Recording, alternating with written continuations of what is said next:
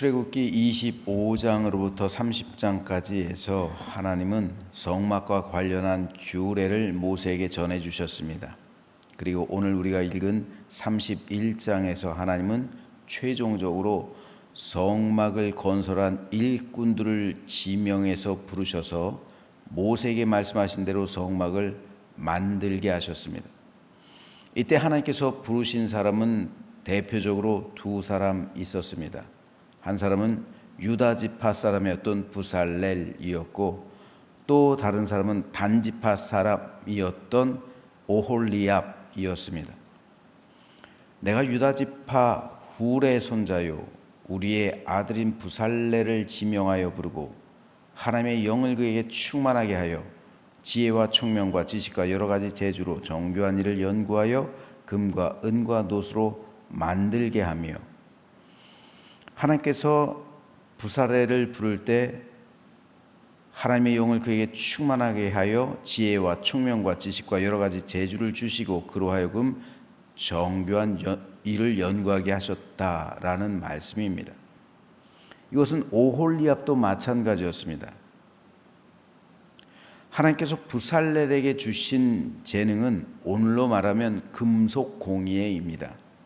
즉 금과 은과 놋과 철과 각종 보석을 가공하고 재단해서 아름다운 장식물로 만드는 일이었습니다.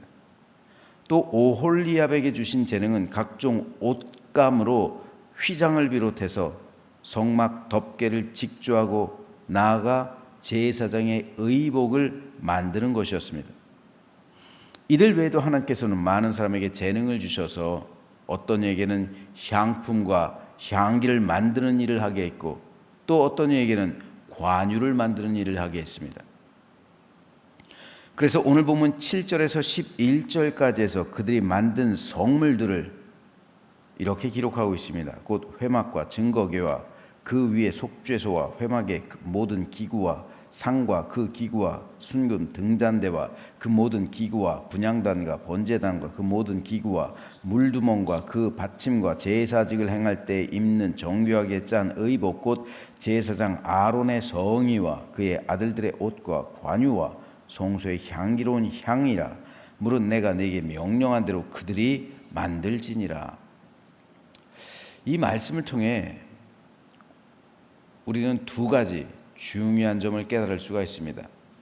먼저 하나님께서 그들에게 재능을 주신 이유와 목적은 바로 성막과 그 안에 있는 기구들을 만들게 하기 위해서였다는 사실입니다.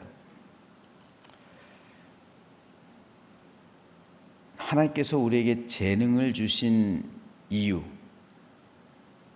그들에게 재능을 주셨던 이유는 성막에 있었어요. 성막에 초점이 맞춰져 있었습니다. 반면에 세상 사람이 재능을 바라보는 관점은 나의 성공에 맞춰져 있습니다. 이게 다른 거예요. 재능을 바라보는 하나님의 관점은 하나님의 영광에 있는 거고요. 재능을 바라보는 세상 사람의 관점은 나의 영광에 있는 거예요. 완전히 다른 겁니다. 하나님께서는 분명 모든 사람에게 재능을 주셨어요. 이 재능이 성경에서 말씀하고 있는 달란트잖아요. 그런데 이 달란트를 가지고 누구를 위해서 또 무엇을 위해서 사용하느냐에 따라 가치가 달라지는 거예요. 똑같은 달란트이지만 하나님의 영광을 위해서 사용할 수도 있고 나의 영화를 위해서 사용할 수도 있어요. 하나님께서 부살렐과 오홀리압에게 달란트를 주신 것은 하나님의 영광을 위해서, 성막을 위해서였습니다. 그런데 가인의 후손 중에서 유발 그리고 두발가인이라는 사람이 있었어요. 하나님께서는 그들에게도 재능을 주셨습니다. 그래서 유발은 수금과 퉁소를 잘 만드는 재능이 있었어요. 두발가인은 구리와 쇠로 여러 가지 기구를 만드는 재능이 있었어요. 그런데 그 재능을 누구를 위해, 무엇을 위해 그들이 사용했을까요? 유발은 수금과 퉁소를 가지고 하나님을 찬양한 게 아니라 세상 노래를 했어요. 두발가인은 구리와 쇠로 하나님의 제단을 만든 것이 아니라 사람을 죽이는 전쟁 무기를 만들었어요. 똑같은 재능을 주셨는데 부살렐은 그 재능으로 성막을 위한 금속 공예 작품을 만들었고, 두발가인은 그 재능으로 사람 죽이는 전쟁 무기를 만들었단 말이에요. 그러므로 재능보다 중요한 것은 그 재능을 누구를 위해, 무엇을 위해 사용하느냐는 거예요. 그 재능을 하나님을 영화롭게 하기 위해 사용한다면 그 재능이 얼마나 좋은 향기를 내고 꽃을 피울까요? 그러나 대부분의 사람들은 그 재능을 자기 영화를 탐하는 데 써요. 나의 영광을 위해서 그 재능을 써요. 하나님께서 주신 재능으로 사람을 죽일 수도 있고 사람을 살릴 수도 있어요. 하나님을 영화롭게도 할 수 있고 하나님을 모욕할 수도 있어요. 하나님께 칭찬받을 수도 있고 하나님께 심판받을 수 있다는 말입니다. 이것은 오늘 우리에게도 중요합니다. 우리 모두에게도 하나님은 각자에 맞게 재능을 주셨어요. 그렇기 때문에 오늘 우리가 물어야 할 것은, 나는 그 재능을 가지고 누구를 위해서, 그리고 무엇을 위해서 사용하고 있느냐, 이걸 물어봐야 합니다. 이것은 저와 여러분이, 우리 모두가 돈을 버는 이유와 목적과 관련이 되는 거예요. 우리는 누구를 위해, 무엇을 위해 오늘 하루 열심히 수고하며 치열하게 살아가며 돈을 법니까? 돈을 버는 이유와 목적에 대해서 우리가 물어봐야 하는 거예요. 나는 왜 돈을 버는가? 나의 영화를 위해서요? 나의 영광을 위해서요?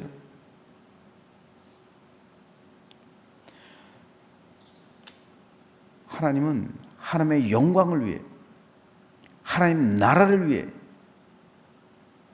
그리고 하나님께서 허락하신 사명을 위해 우리에게 재능을 주시고 각자에 맞게 주어진 삶의 현장을 통해서 돈을 벌게 하신 거예요. 그런데 세상 사람들은 하나님과 전혀 상관이 없잖아요. 자기 영광을 위해 돈을 벌어요. 자기의 기쁨을 위해 돈을 벌어요. 하나님의 영광과 하나님 나라와 하나님의 기쁨과 상관이 없는 재물이라면, 우리가 그런 목적으로 돈을 번다면 우리는 유발이나 두발 가인처럼 우리의 재능을 하나님과 상관없이 사용하고 있는 거예요. 그러므로 오늘 우리에게 주신 재능을 통해 우리는 온전히 하나님을 높이고 있는지, 우리가 돈을 버는 이유와 목적이 과연 하나님 나라를 위한 것인지, 아니면 나만을 위해서 우리는 그것을 사용하고 있는지, 이걸 물어봐야 돼요. 우리 그리스도인들이 이 경제적인 관념이 제대로 서 있지 않으면 우리는 하나님을 영화롭게 할 수가 없는 거예요. 물론 하나님께서 우리에게 돈을 벌게 하신 이유와 목적, 가장 중요한 것, 가정이죠. 가정을 온전하게 보살피는 것, 그것도 하나님을 영화롭게 하는 거예요. 하나님께서 내가 행복하게 산다고 싫어하실까요?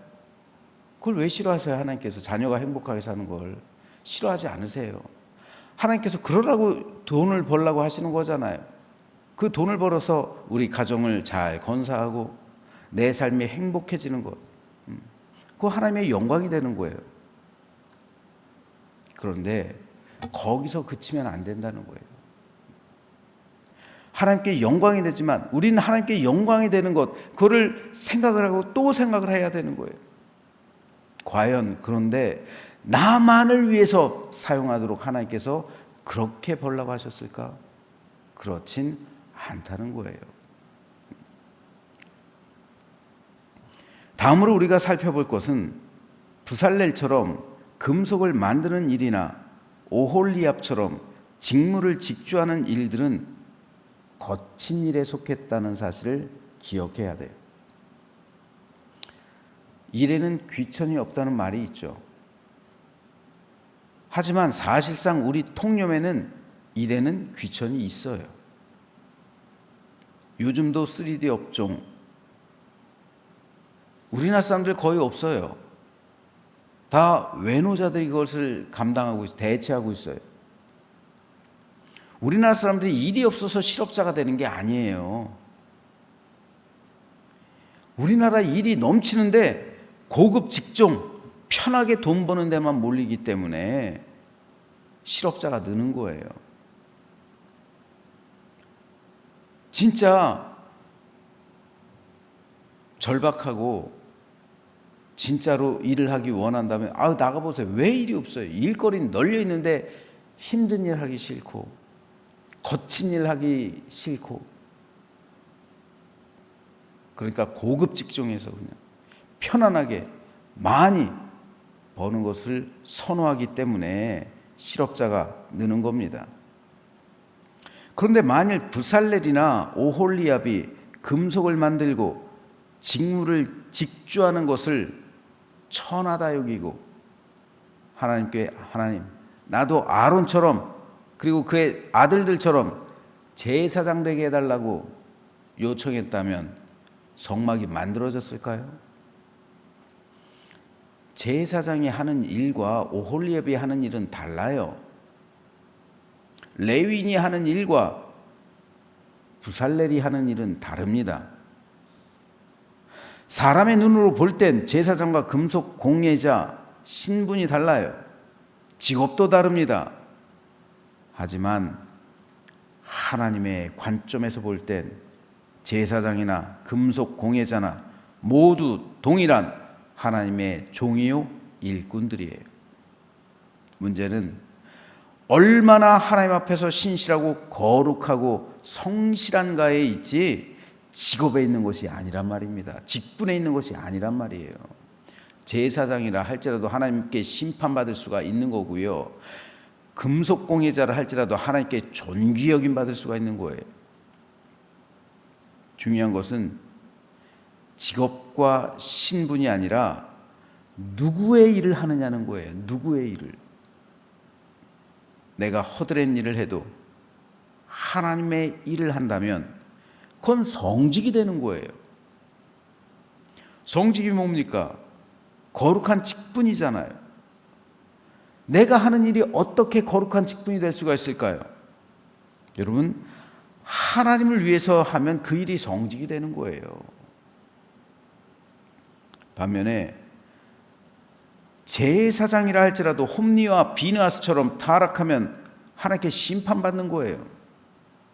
그러므로 성직의 기준은 누구를 위해서 그 일을 하느냐, 여기에 달린 거예요. 누구를 위해서 내가 그 일을 하느냐. 아까 말씀드린 돈을 벌어도요, 내가 누구를 위해서 돈을 버느냐. 세상 사람은 나를 위해서 돈을 벌어요. 하지만 하나님을 위해서 돈을 번다면 그 돈은 성물이 되는 거예요. 거룩한 돈이 되는 겁니다. 그러면 그 돈의 주인은 누가 되는 거예요? 하나님이 되시는 거죠. 그러면 하나님의 뜻대로 하나님께서 주관하시도록 그 돈을 드려야 되는 거예요.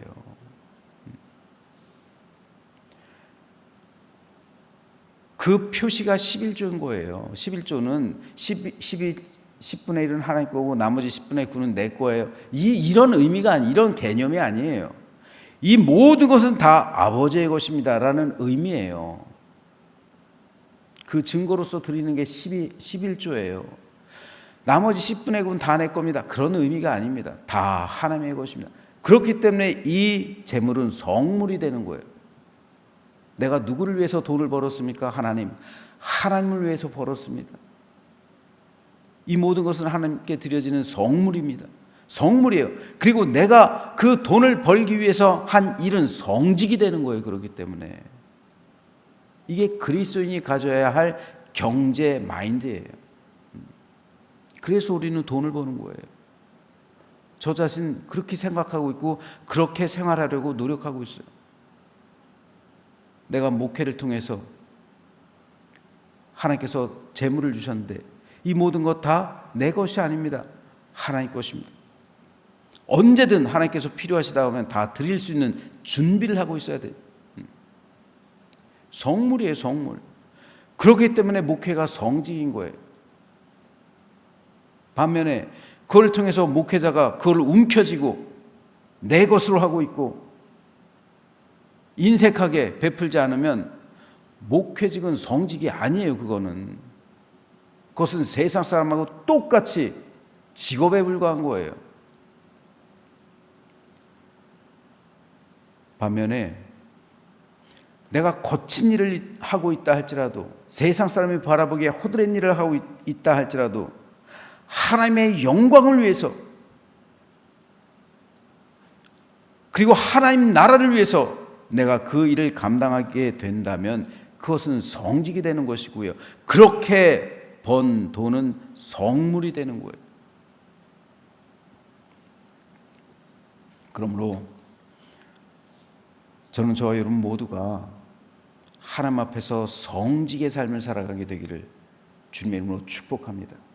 내가 허드렛 일을 할지라도 내가 하는 일은 하나님을 위해서, 하나님의 영광을 위해서 하는 거다 하고서 그 일을 감당해 낸다면 바로 그곳이 성지가 되고 그곳에서 하나님께서 부르신 사명을 잘 감당하는 것이고 그를 통해 하나님 나라가 그 가운데 임하는 것이고 내가 선교사가 돼서 그 일을 감당하게 되는 거예요. 내가 그곳에서 제사장이 되는 거예요. 그리고 그를 통해 벌어들인 돈은 하나님께 드려지는 성물이 되는 거예요. 그리고 그 성물로 하나님께서는 우리 가정을 평화하게 하고 행복을 주고 기쁨을 주고 나의 삶을 풍요롭게 하시죠. 그뿐 아니라 하나님께서 필요하시다 생각하시는 곳엔 베푸셔서 그곳에 하나님의 은혜가 흘러가게 하는 축복의 통로가 되도록 나의 재물을 사용하시는 거예요. 나에게 주신 재물을요. 이것이 바로 달란트예요. 그러므로 저는 저 여러분 모두가 오늘 부살렐과 오홀리압 그리고 그 외의 사람들을 불러서 하나님의 성막을 위에 사용하게 하시고 그리고 그를 통해 하나님께서 영광 받으셨던 것처럼 오늘 우리도 이 마음을 가지고 하나님을 영화롭게 하며 하나님 나라를 위해 살아가는 우리 모두가 되시기를 주님의 이름으로 축원합니다.